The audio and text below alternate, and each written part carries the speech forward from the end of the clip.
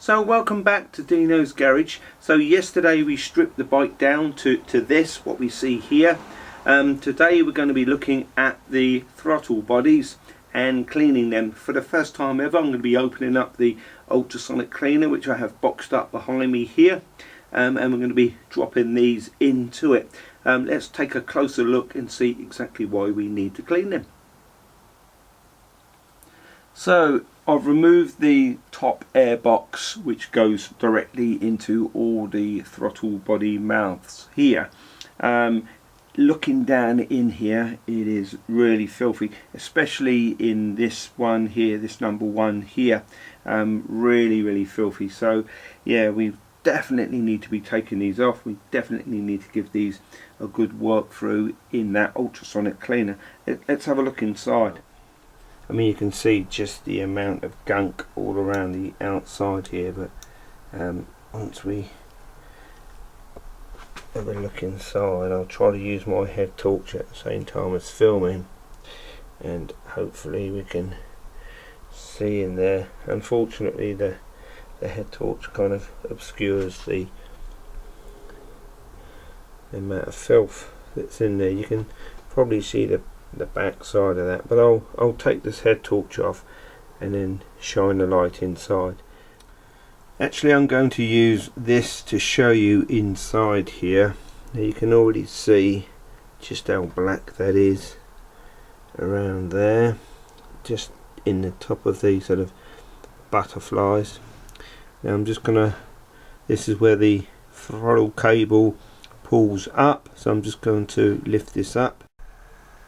So let's have a look down inside now, and you can see that that looks pretty grim. You can see all the way down the side wall there. It is pretty nasty. And of course, by taking the throttle bodies off, you can also look down inside the actual sort of valve intake part beyond the throttle bodies and make sure it's clean inside there, as well as you can just see down there, you can see the head of the inlet valve stem there. So yeah, pretty grim, definitely needs a good clean. Let's get on now and take these off. Yeah, to remove these throttle bodies, I need to remove these Allen bolts that are on these rubbers here, and then I should be able to just take them off and we'll be able to see directly inside. These holes here are where our injectors go. Let's get on now and remove these. So welcome back. I thought I'd just show you very quickly what it's like to clean out the inlet port, and as you can see, I've removed the rubbers. The rubbers are these kiddies here, and in fact I didn't undo those bolts to remove them. Luckily the lower clamps are done with screws, so I undone those first, then pulled the main manifold off, and then just undid these bolts to remove the rubbers. So you end up with this, but as we saw earlier, and now we can see even better, these are pretty disgusting and filthy inside, and you can see all sorts of debris in there, and even where the injectors go, it's all gunky and horrible in there. And here's one I've already cleaned. So using a toothbrush and some old petrol, I always keep old petrol because it is very good for cleaning and breaking down deposits, grease, etc. You can see I've cleaned that out with a toothbrush. Then I've used some blue roll to absorb that petrol, and you can see it's pretty clean in there now. Anything left that dries down in the base of that valve head, I can suck up with my hoover and get out any little bits of whatever that will suck up through there. Also gave me the opportunity to clean this a bit better. So yeah, I now basically have to do this 3 more times before then blocking this up to get on and do the rest of it, because you can see it is pretty disgusting up here.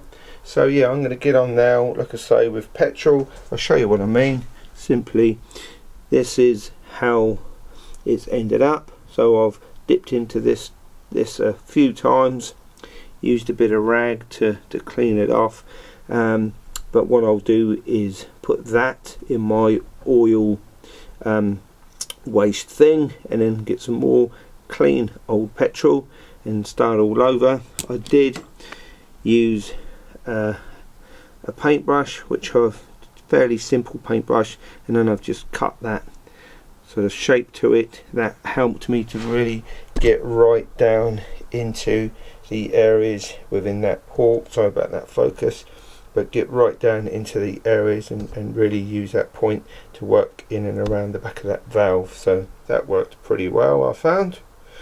So yeah, you might have other cleaning methods, better cleaning methods than me, but that certainly did seem to work.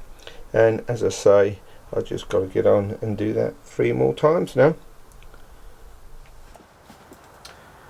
So having removed those throttle bodies from the main engine block, what I now want to do is get them into this ultrasonic cleaner. And yeah, as I say, it is straight out of the box. Not a lot to this really. We have basically a wire basket that your components, anything that you want to clean, goes into, and then you would drop that into the liquid that you choose to use in this ultrasonic cleaner.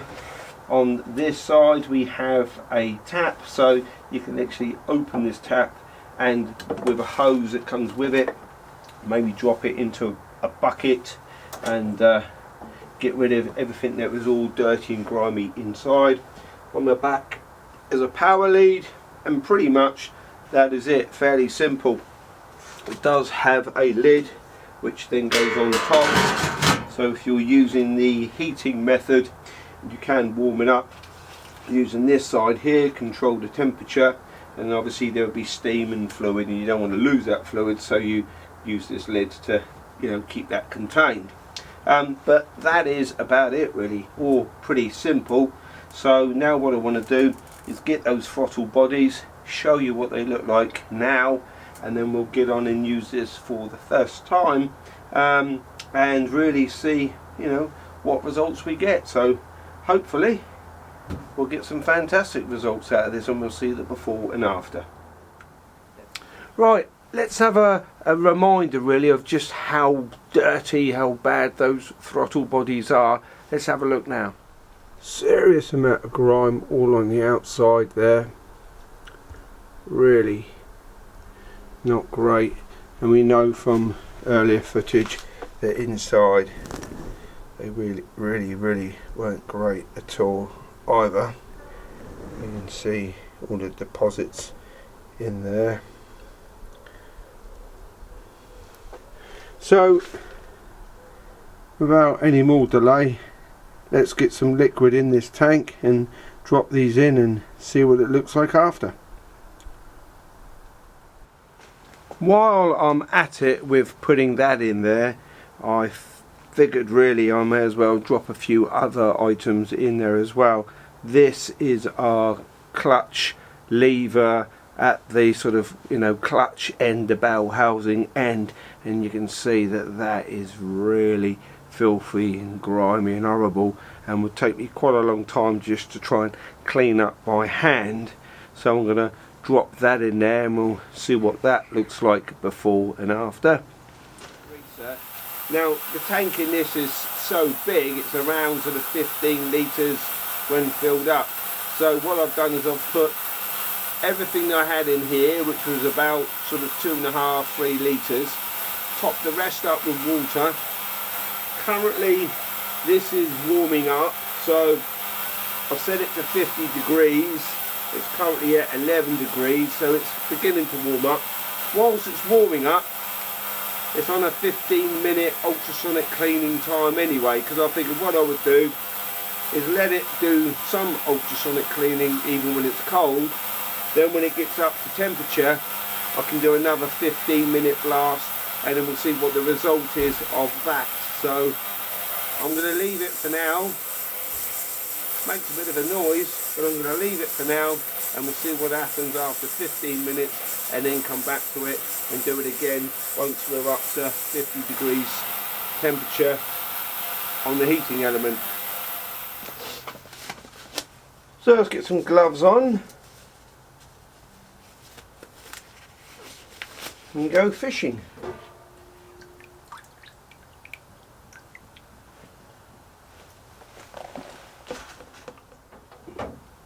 Find that clutch lever.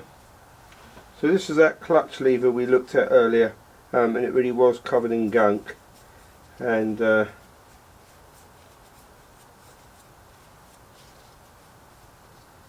yeah, it has pretty much cleaned it all up. Everything here is literally just something I can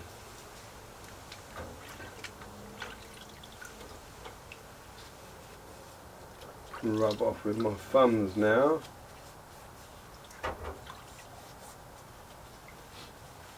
So that's that clutch lever. Looks fairly clean.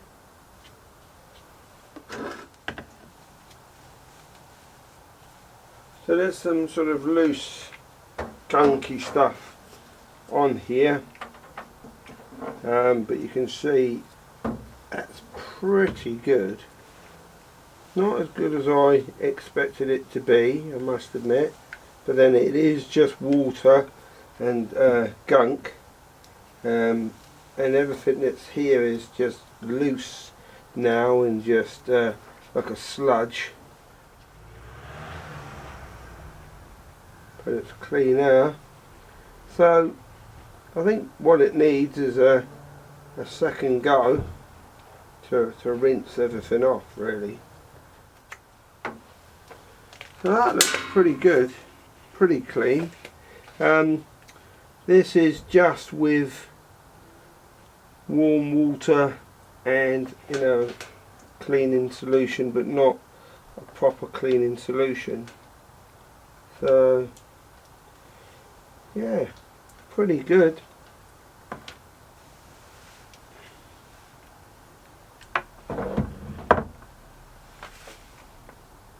Yeah, pretty good considering, you know, I've not used a proper cleaner.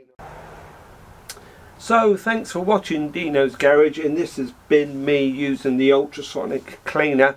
Next up will be a video of me showing really cleaning that engine up, getting into all the top section of it. There will be paint applied to the gearbox and to part of the engine, but also getting into that clutch housing, the bell housing, looking at the clutch plates as well. So yeah, that's sort of the next part of the project really. But as always, thanks for watching Dino's Garage.